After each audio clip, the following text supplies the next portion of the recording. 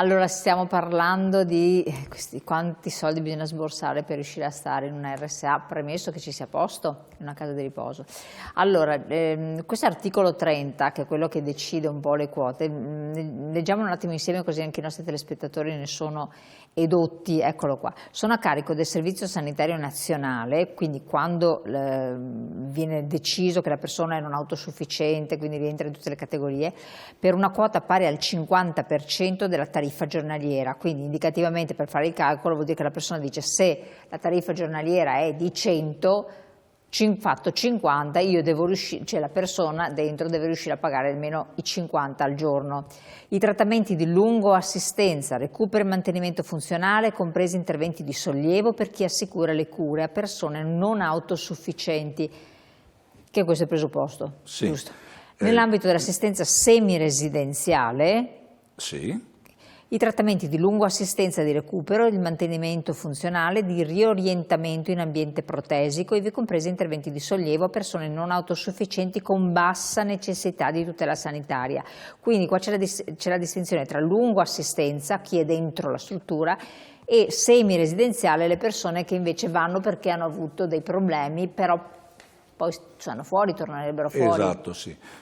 Questo articolo in realtà parla delle due tipologie, cioè la tipologia del mantenimento dentro il centro di servizio oppure di quei servizi come i centri diurni in cui magari si va la mattina, ma il meccanismo sostanzialmente che viene individuato è sempre lo stesso. Siccome è un po' complicato a seconda della condizione del singolo utente, stabilire quanto sia di carattere sanitario e quanto sia di carattere alberghiero, la norma ha stabilito in maniera forfettaria che il 50% della retta dovrebbe essere a carico, diciamo, della collettività e il 50% a carico della famiglia.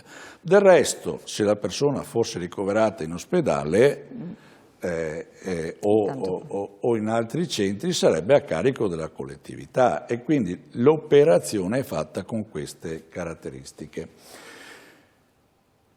Però, cosa è successo? Cosa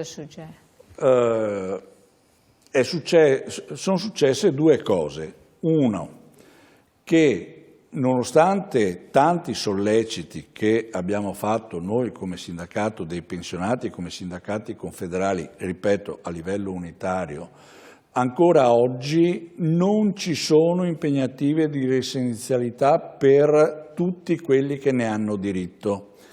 Siamo ancora, nonostante tutto, a un 13% della popolazione che avrebbe diritto all'impegnativa di residenzialità a cui invece non viene riconosciuta. Ma non viene riconosciuta perché non... Perché non ci sono i fondi. Ah, perché non ci sono. Quindi queste persone restano galleggianti in attesa di, è brutto dirlo, ma che altre persone se ne vadano per poter entrare nel diritto all'impegnativa di residenzialità. La seconda questione è che... E scusi, i tempi si sanno, i tempi di attesa? No. 1 anno, 2 anni, dipende anche qua, dipende dai singoli territori, perché ci sono dei territori che hanno una percentuale maggiore di copertura e territori che hanno una percentuale minore di copertura. Quindi non è una lista regionale, ma è una lista territoriale. È la regione che affida provincia per ULS, sarebbe più giusto dire, quelle che sono le impegnative di residenzialità. Queste sono quelle che sono assegnate. In realtà si parla di utenti equivalenti, cioè di quante persone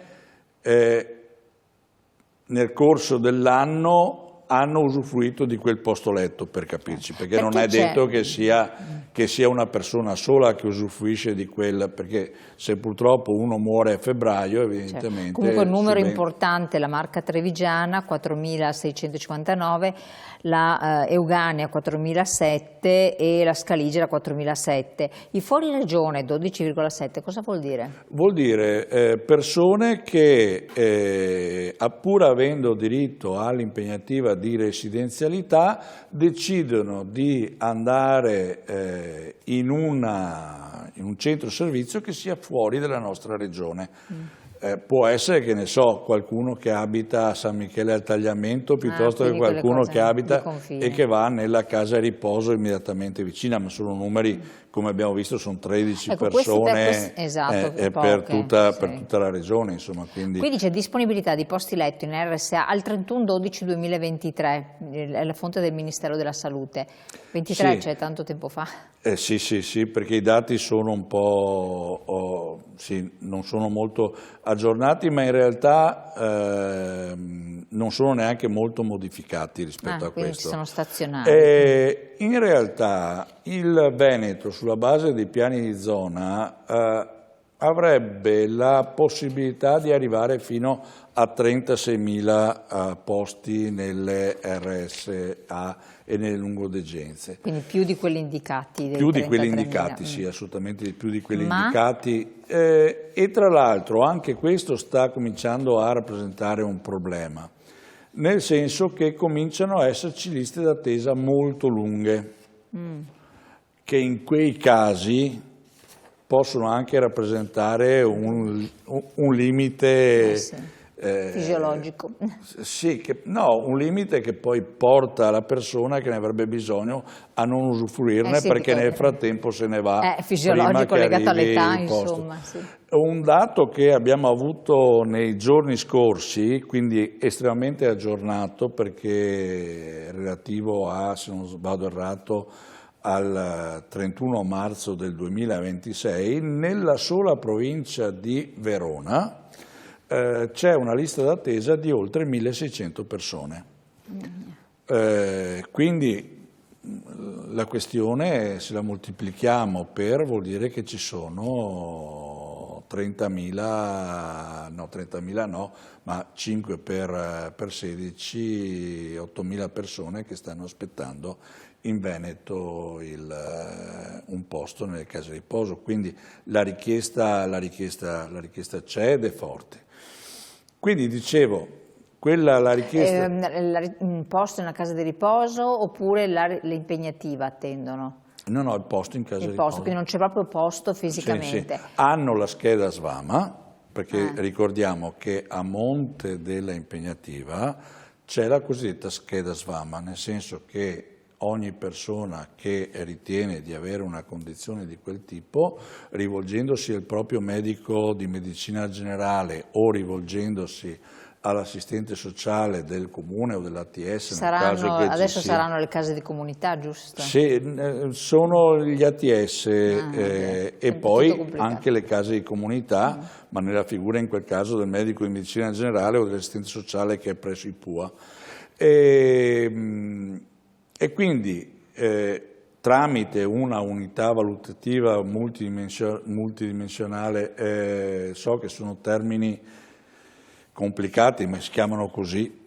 Quindi una valutazione che deve essere fatta, si compila una scheda e si vede se la persona ha i requisiti. E si vede a che punteggio si arriva.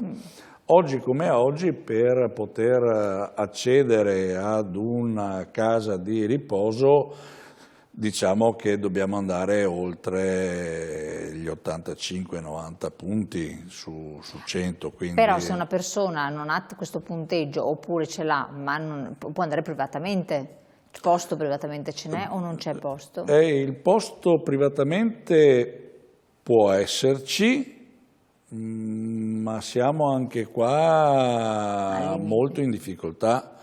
Cioè, diciamo che non è il caso della sanità, delle liste d'attesa, per cui se faccio la richiesta di avere la prestazione, non mi viene data la prestazione, però se vado il giorno dopo ce l'ho. No, nelle case di riposo è un po' più complicato. Infatti, anche quando vediamo la stragrande maggioranza delle persone che sono ricoverate, parliamo di ben oltre l'80%, sono con l'impegnativa di residenzialità. Senza impegnativa di residenzialità sono molte meno.